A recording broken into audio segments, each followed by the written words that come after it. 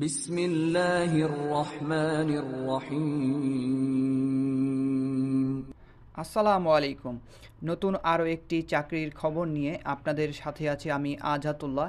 এরকম নিত্য নতুন সরকারি ও বেসরকারি চাকরির খোঁজ খবর পেতে আমার এই আজহাতুল্লাহ অফিসিয়াল চ্যানেলটি সাবস্ক্রাইব করে রাখুন। ভিডিওটি ভালো লেগে থাকলে লাইক করবেন, কমেন্টস করবেন এবং শেয়ার করে দেবেন। চলুন কথা না বাড়িয়ে চলে যাই মূল ভিডিও। আজকে শাহজালাল ইসলামিক ব্যাংক ফাউন্ডেশনের যে একটি শিক্ষাবৃত্তির বিজ্ঞাপন প্রকাশ করা হয়েছে, সেই বিজ্ঞাপনের নিয়ে বিস্তারিত আলোচনা করব। আপনারা যারা শিক্ষাবৃত্তি পেতে ইচ্ছুক তারা কিন্তু এখানে ভিডিওটি শেষ পর্যন্ত দেখতে থাকো। আর ভিডিও কোনো জায়গায় বুঝতে প্রবলেম হলে অবশ্যই আমাকে কমেন্টস করে জানাবা। এবং ভিডিওর ডিসক্রিপশন বক্সে আমার ফেসবুকের লিঙ্ক দেওয়া থাকবে, তোমরা চাইলে সেখানে গিয়ে আমার সাথে যোগাযোগ করতে পারো। তোমাদের সমস্যা সমাধানের চেষ্টা করব ইনশাআল্লাহ। চলো প্রথমে আমরা এটির একটি যে বিজ্ঞপ্তি সেটা দেখে নিই। এটি হচ্ছে শাহজালাল ইসলামিক ব্যাংক ফাউন্ডেশনের শিক্ষাবৃত্তি কর্মসূচি 2024 সালে। আর তোমরা যারা এইচএসসি বা সমমান পরীক্ষায় উত্তীর্ণ হয়েছে 2023 সালে তারা কিন্তু এখানে আবেদন করতে পারবে। এবং এখানে শর্ত হচ্ছে আপনাদের অবশ্যই এখানে কিন্তু যারা অসচ্ছল মেধাবী ছাত্রছাত্রী, তোমরা যারা স্নাতক বা সমমানে পড়তেছো তারা কিন্তু এখানে আবেদন করতে পারবে। এবং অবশ্যই তোমাদের রেজাল্টের উপর ডিপেন্ড করে তারা কিন্তু এখানে তোমাদের যে বৃত্তি সেটা কিন্তু প্রদান করবে। এবং তোমরা এখানে দেখতে পাচ্ছ এই ওয়েবসাইটের মাধ্যমে তোমাদের যে ফর্ম সেটা কিন্তু ডাউনলোড করতে হবে। তোমাদের সুবিধার্থে আমি ভিডিওর ডিসক্রিপশন বক্সে এই যে ফর্মটার লিঙ্ক তোমরা পেয়ে যাবা। সেখান থেকে ক্লিক করে ডিরেক্ট তোমরা যে ফর্মটা ডাউনলোড করতে হবে এবং ডাউনলোড করে ফর্মটা পূরণ করে মূলত তোমাদের এটা জমা দিতে হবে।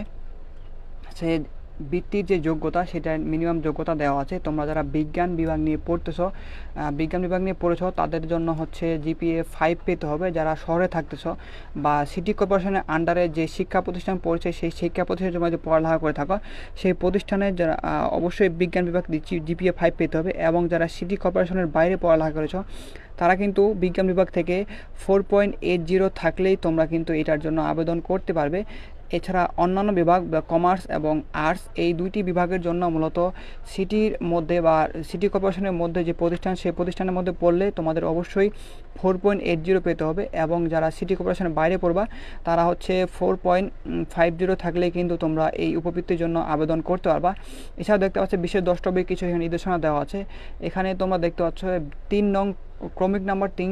তোমার যদি একটু ফর্ম নাম্বার আমি দেখাই, দেখতে পাচ্ছ 20 নম্বর কলামে যেই সকল কাগজপত্র তোমার চাবে সেই সকল কাগজপত্রটি অবশ্যই সত্যায়িত করে এগুলোর সাথে সংযুক্ত করতে হবে।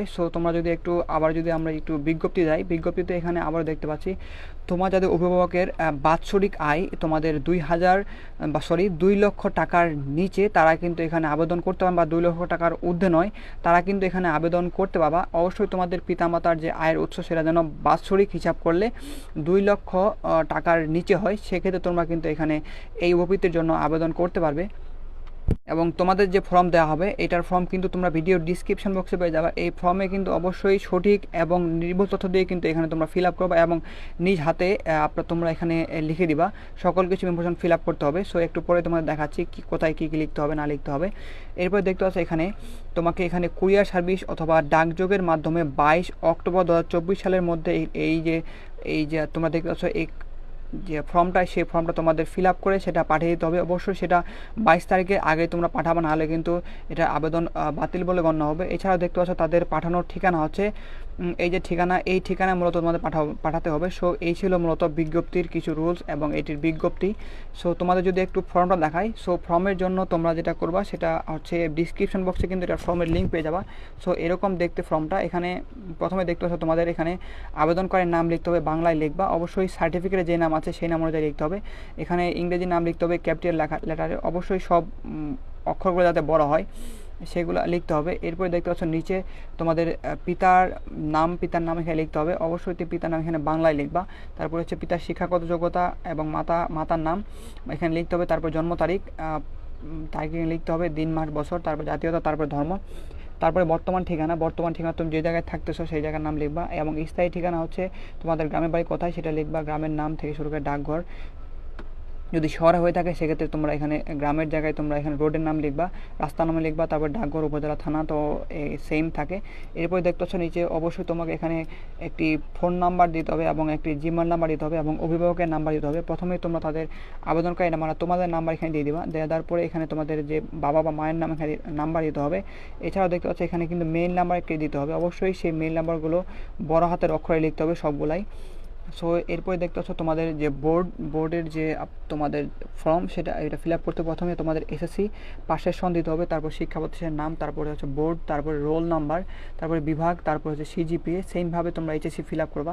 এরপরে দেখতে পাচ্ছ বর্তমানে তোমরা যেই কলেজে বা ইউনিভার্সিটিতে অধ্যয়ন করতেছো সেই ইউনিভার্সিটির নাম এখানে লিখতে হবে, সেশন লিখতে হবে, বিভাগের নাম লিখতে হবে এবং ক্রমিক নাম্বার আসলে দেওয়ার দরকার নেই, যেহেতু ক্রমিক নাম্বার এখানে কিছু বলতে কিছু নেই। এরপর দেখতে সব তোমাদের পিতামাতার যে উপার্জন সেটা কিন্তু এখানে লিখতে হবে। আচ্ছা, তোমার পিতার অভিভাবক হিসেবে উনি কোন পদে আছেন বা কী চাকরি করছেন সেটা দিবেন। যদি কৃষক হয় তাই কৃষক, চাকরি দেবে চাকরি দিবি।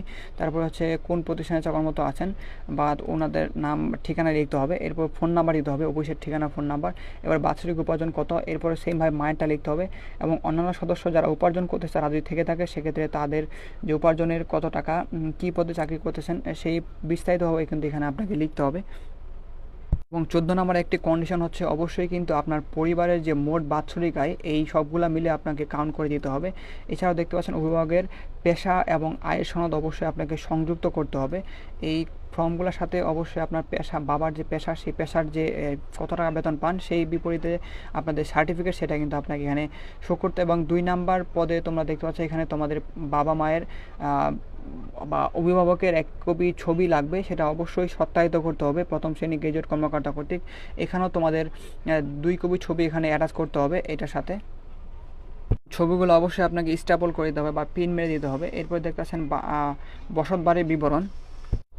এরপরে দেখতে পাচ্ছেন আপনার এখানে আপনার পরিবারের সদস্য বা আপনার যে বাড়ির বিবরণ সেটা দিতে হবে। বাড়ি যদি শহর হয়ে থাকে শহরের টিক দিবেন এবং গ্রামে হয়ে থাকলে গ্রামের টিক দিবেন। এরপরে দেখতে পাচ্ছেন নিচে আপনার বসত বাড়ির যে জমির পরিমাণ সেটাও কিন্তু এখানে দিতে হবে, অবশ্যই সেটা শতাংশ অনুযায়ী এখানে লিখতে হবে। এরপরে দেখতে পাচ্ছেন পারিবারিক বিবরণ, পারিবারিক সদস্য আপনাদের মোট পারিবারিক সদস্য সংখ্যা কতজন এবং উপার্জনকারী বা আপনাদের ইনকাম করে কতজন সেটা সদস্য সংখ্যা লিখতে হবে। এরপরে দেখতে পাচ্ছেন আপনি যে আবেদন করতেছেন আবেদনকারী আপনার যে ভাই বোন আছে তাদের এখানে নাম লিখতে হবে। 1 2 3 নাম্বার ক্রমিক নাম্বার দেবেন। এই ক্রমিক নাম্বার দেওয়ার পরে প্রথমে আপনি যে বোন হয়ে থাকে বোনের নাম দেবেন, ভাই হয়ে থাকলে ভাইয়ের নাম দেবেন, কোন শ্রেণীতে পড়ে এবং অধ্যয়নরত প্রতিষ্ঠানের নাম এখানে কিন্তু লিখতে হবে। দেখতে পাচ্ছেন 18 নাম্বার যে পয়েন্ট সেটা হচ্ছে আপনার যদি কোনো ভাই এই শাহজালাল ইসলামিক ব্যাংকে বৃত্তি পেয়ে থাকেন সেইটাও কিন্তু বিবরণী লিখতে হবে। আবার যদি না হয়ে থাকে সেক্ষেত্রে এখানে কোনো কিছু করার দরকার নেই। এরপরে দেখতে পাচ্ছেন এখানে আপনাদের স্বাক্ষর লাগবে, আবেদনকারী স্বাক্ষর এবং তারিখ। সেমভাবে আপনার পিতা বা অথবা মাতা অথবা অভিভাবকের স্বাক্ষর এখানে দিয়ে দেবেন, তারপর এখানে তারিখ লিখে দেবেন। তারপরে দেখতে পাচ্ছেন বর্তমান শিক্ষা প্রতিষ্ঠানের প্রধান শিক্ষক বা প্রিন্সিপালের কাছ থেকে আপনাকে অবশ্যই এখানে আপনার ওনাদের সেই সিগনেচার এবং প্রতিষ্ঠানের নাম এখানে লিখে দিতে হবে। প্রতিষ্ঠানে পড়তেছেন সেই শিক্ষা প্রতিষ্ঠানে আপনাদের প্রধান শিক্ষকের বা আপনাদের প্রধানের যে তারিখ সেটা লিখতে হবে এখানে এবং আপনার শিক্ষকের যে সুপারিশ সেটা এখানে কয়েক কথা এখানে লিখতে হবে। লেখা দেওয়ার পর নিচে দেখতে পাচ্ছেন 20 নাম্বার, দেখতে পাচ্ছেন 20 নাম্বার যে আপনাদের রুলস আছে সেই রুলসের সকল কিছুই আপনাকে অবশ্যই মেনে চলতে হবে। প্রথমে যে দেওয়া আছে আপনাকে আপনার যে 3 কপি ছবি এবং বাবা মার 1 কপি ছবি অবশ্যই সেগুলো সত্যায়িত করে সেটার সাথে সংযুক্ত করে দিতে হবে। এছাড়াও আপনার এসএসসি এবং এইচএসসি ট্রান্সক্রিপ্ট বা আপনাদের মার্কশিট সেটা কিন্তু সত্যায়িত করতে হবে। এবং পরেরটি হচ্ছে আপনাকে এসএসসি এবং এইচএসসি যে টেস্ট মনিয়াল সেটা সত্যায়িত করে ফটোকপি করে দিতে হবে। এছাড়াও আপনার এসএসসি এবং এইচএসসি রেজিস্ট্রেশন কার্ড অথবা প্রবেশপত্র দুটাই আপনাকে সত্যায়িত করে ফটোকপি এগুলোর সাথে সংযুক্ত করতে হবে। এছাড়াও ছাত্রছাত্রীর বর্তমান অধ্যয়নরত প্রতিষ্ঠানের স্টুডেন্ট আইডি কার্ড বা প্রত্যয়নপত্র এবং ভর্তির রসিদ আপনাকে সত্যায়িত করে এখানে ফটোকপি করে দিতে হবে। এবং এখানে দেখতে পাচ্ছেন ছাত্রছাত্রীর জন্ম সনদ অথবা জাতীয় পরিচয়পত্রের ফটোকপি দিতে হবে এখানে। এছাড়া দেখতে পাচ্ছেন এখানে ছাত্রছাত্রী পিতামাতা অভিভাবকের চাকরি থাকলে সেক্ষেত্রে আপনাকে যে সংশ্লিষ্ট প্রতিষ্ঠানের উচ্চপদস্থ কর্মচারী কর্তৃক প্রথম শ্রেণী গেজেট অফিসার কর্তৃক আপনার যে ওয়ার্ড কাউন্সিলর অথবা ইউনিয়ন চেয়ারম্যানের থেকে যে আয়ের বিবরণ সেটা কিন্তু আপনাকে এখানে সংযুক্ত করতে হবে। এছাড়াও দেখতে পাচ্ছেন সকল শিক্ষার্থী যোগাযোগের ঠিকানা, মোবাইল নাম্বার থেকে ফোন নাম্বার, ইমেল নাম্বার ইত্যাদি আপনাকে নির্ভুলভাবে ফিল আপ করতে হবে। সো এই নিয়মগুলি আপনাকে মূলত ফলো করতে হবে, না হলে কিন্তু আপনার আবেদনটা এখানে বাতিল হয়ে যাবে। সো অবশ্যই আপনাকে সঠিক এবং নির্ভুল তথ্য দিয়ে ফিল আপ করবেন এবং সকল কিছু এই সকল কিছু কাগজপত্র এখানে আপনাকে সত্যায়িত করে সেগুলো আপনাকে এই যে অ্যাটাচ করতে হবে এবং সেটাকে অবশ্যই আপনাদের ডাকযোগে অথবা কুরিয়ার সার্ভিসের মাধ্যমে আপনাকে এই যে দেখতে পাচ্ছেন এই ঠিকানায় মূলত আপনাকে পাঠাতে হবে। Head of foundation Shahjalal Islamic bank PLC, Shahjalal Islamic bank tower, flat number 4, block number CWNC Gulshan Avenue, Gulshan, Dhaka 1212। এই ঠিকানায় মূলত আপনাকে চিঠিটা পাঠাতে হবে এবং অবশ্যই এগুলোর সাথে এই যে দেখতে পাচ্ছেন এই 20 নাম্বার কলামে যে সকল কিছু আছে সকল কিছু আপনাকে এখানে দিতে হবে। এরপরে দেখতে পাচ্ছেন আপনাকে মূলত কত টাকা দেওয়া হবে। আপনারা যারা সিলেকশন হবেন বা আপনারা যারা বৃত্তি হবেন তারা কিন্তু 6 মাস আনুষ্ঠানিকভাবে 6 মাস বৃত্তি 15,000 টাকা, বই পুস্তক বাবদ আপনাকে 6,000 টাকা, এছাড়াও যাতায়াত খরচ ভাড়া বাবদ আপনাকে 1,000 টাকা এবং সর্বমোট আপনাকে 22,000 টাকা প্রদান করা হবে। আপনারা যারা অনার্সে পড়বেন অধ্যয়নরত 4 বছরের শিক্ষার্থীদের জন্য আপনাকে 2,500 টাকা অবশিষ্ট 42 মাস পর্যন্ত, এবং যারা ডিগ্রিতে পড়বেন তাদেরকে 2,500 টাকা 3 মাস পর্যন্ত আপনাকে বৃত্তির টাকা হিসেবে ছাত্রছাত্রীদের নিজ অ্যাকাউন্টে দেওয়া হবে এবং অবশ্যই আপনাকে বৃত্তি পাওয়ার পরে বা আপনার সিলেকশন হওয়ার পরে আপনাকে তাদের ব্যাংকে একটি অ্যাকাউন্ট করতে হবে এবং সেই অ্যাকাউন্টে আপনার সে পরিমাণ টাকা চলে যাবে। এবং আমরা যদি ফর্মের শেষে দেখি এখানে দেখতে পাচ্ছেন এখানে বিশেষ দ্রষ্টব্যই কিছু রুলস রেগুলেশন দেওয়া আছে। আপনারা একটু আমরা যারা বিজ্ঞপ্তিতে পড়লাম সেই সেম রুলস এখানে দেওয়া আছে। সো অবশ্যই আপনি এগুলা সতর্কতার সাথে মেনে চলবেন এবং অবশ্যই কিন্তু আপনাকে 22 অক্টোবরের আগে কিন্তু কুরিয়ার সার্ভিস বা ডাকযোগের মাধ্যমে এটা প্রেরণ করতে হবে। সো এই যে দেখতে পাচ্ছেন এই ফর্মটা আপনি মূলত প্রিন্ট করবেন এবং প্রিন্ট করে সকল কিছু আপনি ফিল আপ করবেন। ফিল আপ করার পরে 20 নাম্বার কলামে যে সকল আপনাদের কাগজপত্র দেওয়া আছে সেই সকল আপনাদের সংযুক্ত করবেন এবং সংযুক্ত করার পরে আপনাকে মূলত চিঠি আপনার কুরিয়ার সার্ভিস বা মাধ্যমে আপনাকে পাঠাতে হবে। সো আপনার যাদের চিঠির মাধ্যমে বা আপনার পাঠাতে পারেন না তাদের সুবিধার্থে আমি ভিডিওর ডিসক্রিপশন বক্সে দেখতে পাচ্ছেন একটি ভিডিও লিঙ্ক দিয়ে রেখেছি। চিঠির মাধ্যমে কীভাবে আবেদন করবেন সেই আবেদনের এখানে এই ভিডিও দেখলে খুব সহজে আপনি কীভাবে আবেদন করবেন, কোথায় কী লিখতে হবে না লিখতে হবে বিস্তারিত সেখানে দেওয়া আছে, সেই ভিডিও একবার দেখে আসতে পারেন। সো এই ছিল মূলত আজকের এই ভিডিওটি শেষ পর্যন্ত দেখার জন্য সবাইকে অসংখ্য ধন্যবাদ। দেখা হবে অন্য কোনো এক ভিডিওতে, সেই পর্যন্ত সবাই ভালো থাকবেন, সুস্থ থাকবেন। আল্লাহ হাফেজ।